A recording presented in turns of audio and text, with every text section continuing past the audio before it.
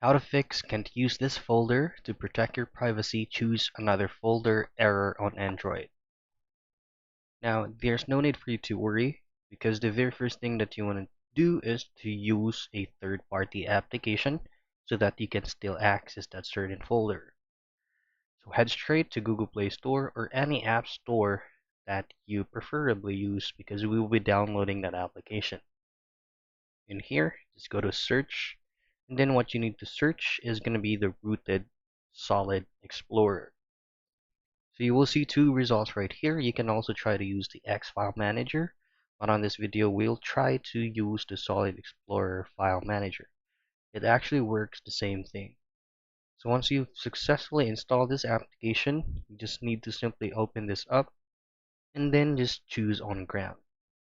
Now allow access to manage all files and then go back and head straight to the Android folder, and by there you should be able to access that file.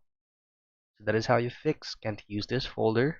To protect your privacy, choose another folder error on Android.